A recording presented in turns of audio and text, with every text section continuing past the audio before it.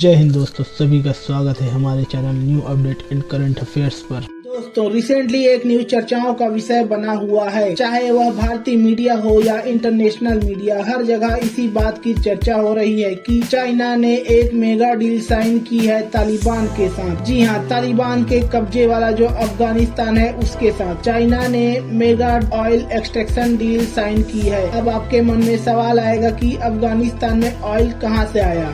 जहाँ तक हमें पता है कि तेल सऊदी अरब और ईरान के आसपास मिलता है। अभी अभी पता चला है कि तालिबान के कब्जे वाले अफगानिस्तान में भी कई सारे तेल के भंडार मिले हैं और इसी का फायदा चाइना उठाना चाहता है। वह अफगानिस्तान में जाकर ड्रिलिंग करना चाहता है और यहाँ से ऑयल निकालकर चाइना ले जाना चाहता है। जैसा कि आप यहाँ देख सकते हैं, चाइना को ऑयल ट्रांसपोर्ट करना इतना आसान नहीं होगा, क्योंकि चाइना को सिर्फ ऑयल खोजना ही नहीं बल्कि अभी तक किसी को यह भी नहीं पता चला है कि ऑयल कहां पर है और कितना है। चाइना अभी जहां पर ऑयल की एक्सप्लोरेशन करेगा वह अफगानिस्तान का अबू दरिया नाम का जगह है, जो कि उज्बेकिस्तान और तुर्कमेनिस्तान के आसपास का इलाका है। बताया जा रहा है कि यहां पर कुछ तेल के भंडार मिले हैं जो कि तुर्कमेनिस्तान और अफगानिस्तान के कुछ इलाकों में है। पिछले साल यूके की मीडिया ने ये खबर प्रसारित किया था कि अफगानिस्तान में लगभग $3 ट्रिलियन के ऑयल रिजर्व हो सकते हैं।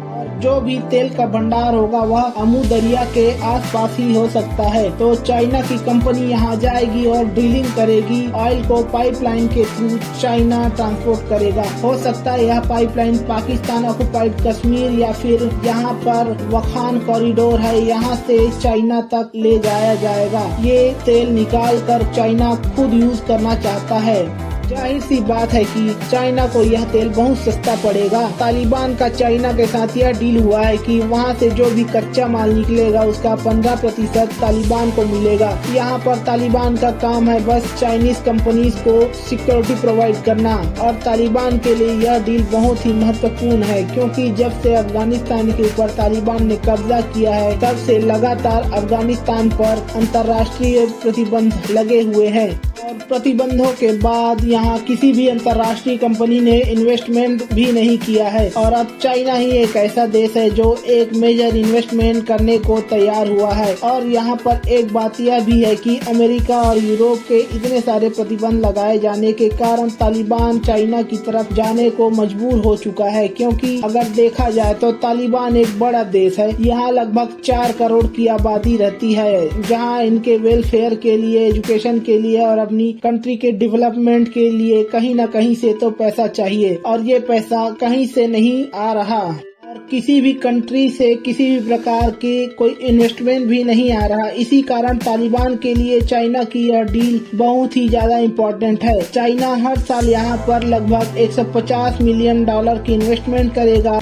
यहाँ पर सवाल यह उठता है कि क्या चाइना की सरकार ने तालिबान की सरकार को रिकॉग्नाइज कर लिया है? तो इसका जवाब है नहीं, क्योंकि चाइना बहुत ही चालाक कंट्री है। इन्होंने बहुत ही चालाकी से ये बात रखी है कि ये लोग तालिबान की सरकार को कभी एक्सेप्ट नहीं करेंगे, क्योंकि इनका कोई भरोसा नहीं है। पता नहीं कल को कोई बड़ा आतंकवादी हमला हो जाता है और अमेरिका की सरकार फिर से उठ जाती है और कहती है कि तालिबान ने ये सब किया है। उसके बाद अमेरिका फिर से तालिबान पर अटैक कर देगा, तो चाइना यह रिस्क उठाना नहीं चाहता। पहले ही तालिबान से दूरी बनाकर चल रहा है, लेकिन साथ ही साथ ऑयल एक्सट्रैक्शन डील भी साइन कर चुका है। और ऐसा पहली बार नहीं हो रहा है कि चाइना तालिबान की खनिज संपदाओं को अपनी तरफ करने की कोशिश कर रहा हो। चाइना ने 2011-12 में कोशिश किया था कि अफगानिस्तान में कॉपर की माइनिंग करेगा और उसे निकालकर अपने देश ले जाकर अन्य देशों को बेचेगा, जिसके लिए प्रॉपर वहाँ फैक्ट्री लगाई गई थी और लगभग 9 साल तक वहाँ काम किया गया। कुछ समय बाद यह प्रोजेक्ट फेल हो गया। तो ऐसे में देखा जाए तो चाइना पहले भी गलती कर चुका है। अब चाइना फिर से हिम्मत करके पूरी तैयारी के साथ आया है और उसकी कोशिश यही रहेगी कि यह प्रोजेक्ट 100% सफल हो।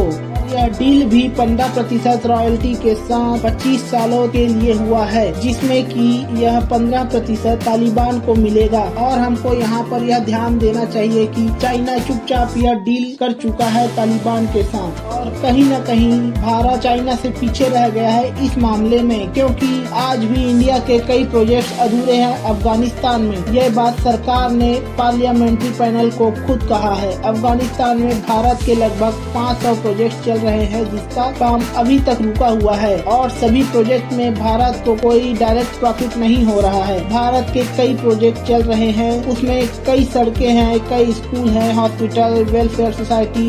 बेसिकली देखा जाए तो तालिबान के लोगों की भलाई के लिए ये प्रोजेक्ट चलाए गए थे। अभी तक भारत ने यहाँ पर खनिजों को निकालने के लिए कोई ठोस कदम उठाया नहीं है, लेकिन ऐसा नहीं है कि हमारे मन में ये बात आई नहीं कि अफगानिस्तान में इतनी खनिज संपदाएं हैं जिसे हम निकाल सकते हैं, जिससे अफगानिस्तान के लोगों का भी फायदा होगा और हमारा भी। 2011 में स्टील अथॉरिटी ऑफ इंडिया ने इसके लिए एक कंसोर्टियम बनाने की बात कही थी, जिसमें कई सारे माइनिंग कंपनियां, पावर कंपनियां हैं, उनका एक ग्रुप बनाया जाएगा और ये सब मिलकर अफगानिस्तान में माइनिंग करके वहां की खनिज संपदाओं को निकालेंगे। लेकिन यह बात कभी आगे ही नहीं बढ़ पाई, जिसका कारण यह था कि वहां सिक्योरिटी का सबसे बड़ा इशू था, और तब भारत के पास इतने फंड्स भी नहीं हुआ करते थे कि यहाँ माइनिंग कर सके। घूम फिर कर बात यह आती है कि भारत ने सिर्फ यहाँ के डेवलपमेंट पर ही काम किया है, लेकिन अब समय आ गया है कि भारत भी अफगानिस्तान में माइनिंग करे और यहाँ के रिसोर्सेज को निकाल कर उसका यूज करे।